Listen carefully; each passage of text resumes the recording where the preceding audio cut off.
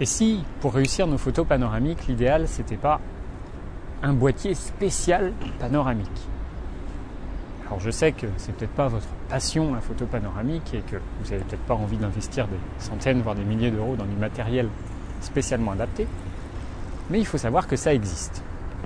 Alors, aujourd'hui, à l'heure où je tourne ce cours, on n'a pas de chance, parce que il n'existe pas de boîtier ou d'appareil photo panoramique prévu, on va dire pour un usage grand public en tout cas.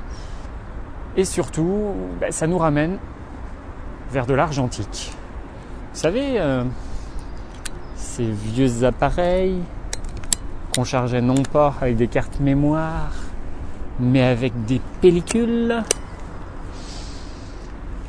Eh ben, c'est malheureusement la seule solution pour un amateur ou même pour un professionnel encore aujourd'hui de faire des photos panoramiques.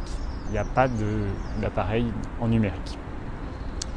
Je vais quand même vous parler de ces différents types d'appareils parce que si jamais vous êtes passionné par la photo panoramique, c'est du matériel que vous serez probablement amené à côtoyer en location peut-être, en prêt ou peut-être finalement à acheter. Le premier appareil photo, qui est celui que j'ai aujourd'hui entre les mains, c'est le X-Pan. Il est fabriqué par Hasselblad, en tout cas distribué par Hasselblad. Et cet appareil, il est prévu pour faire sur une seule photo, sur une seule image, une photo, je vais vous le rouvrir, qui est quand même très très longue. Je ne sais pas si vous voyez l'obturateur, il est quand même large comme ça, et en pratique, il est 2 fois plus large qu'une photo traditionnelle, argentique. Ça veut dire que sur une pellicule classique, au lieu de mettre 36 photos, vous allez en mettre la moitié, mais elles seront toutes 2 fois plus larges. Conséquence, je vous ai parlé tout à l'heure du rapport 3:2 des photos traditionnelles 24-36. Si je double ma largeur, ça me fait 6:2. On simplifie la fraction, ça fait 3:1. Oh, ça fait justement mon format panoramique par excellence. Cet appareil permet donc, en un déclenchement, de faire une photo 2 fois plus large, et donc un panoramique. Il y a d'autres alternatives, parce que c'est du matériel un petit peu cher. Vous trouverez et vous serez amené à côtoyer un appareil qui s'appelle l'Horizon. Horizon, c'est la marque. Et 202, c'est le modèle le plus connu, celui qu'on trouve notamment sur eBay. Et je vous invite justement à aller éventuellement en acheter un d'occasion, à faire des essais, et puis si ça ne vous convient pas, à le revendre. Vous n'aurez pas une grosse perte. C'est une solution, on va dire, c'est la solution la plus abordable pour faire ce genre de photo. C'est un appareil un petit peu différent, parce que lui n'a pas un objectif traditionnel comme celui-là. Il a un objectif qui pivote. C'est-à-dire que quand vous déclenchez, finalement, vous avez une photo qui se fait petit à petit sur un ratio à peu près identique de 3:1. Enfin, il y a l'appareil photo des professionnels, qui est celui utilisé par tout le monde.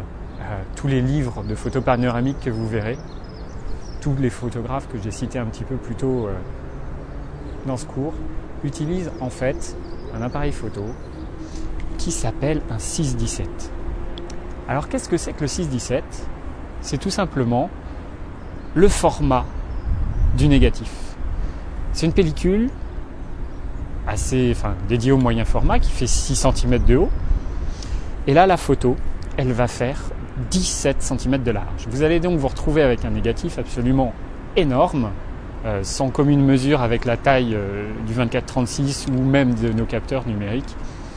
Et ce qui permet de faire des photos d'une qualité absolument phénoménale, des tirages de 3 mètres de large si vous voulez. Voilà, c'est du matériel assez cher, qu'on trouve un petit peu en occasion maintenant, puisque le marché de l'argentique est sur une pente déclinante. Et c'est, je dirais, le passage obligé pour tout photographe panoramiste. Il faut savoir que ce concept de 6-17 a été étendu et que maintenant on trouve un 6-17 numérique.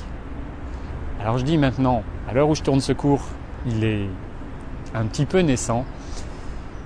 J'en parle juste pour l'anecdote, mais c'est le genre d'appareil que vous n'aurez jamais dans votre poche, tout simplement parce qu'il ne tient pas dans la poche. C'est un appareil qui est absolument énorme, qui doit faire, 30 kilos, qui doit coûter dans les 30 000 euros aussi, et qui ne fonctionne pas de manière autonome. C'est-à-dire que quand vous déclenchez, le fichier numérique est enregistré sur un ordinateur.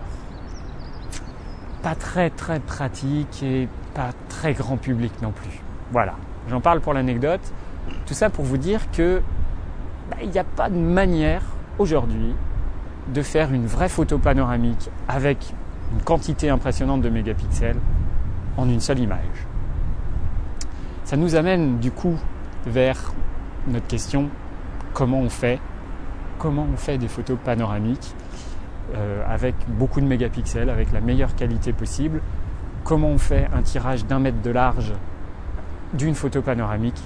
Pour ça, il n'y a qu'une seule solution. Ça va être un petit peu le thème principal de ce cours.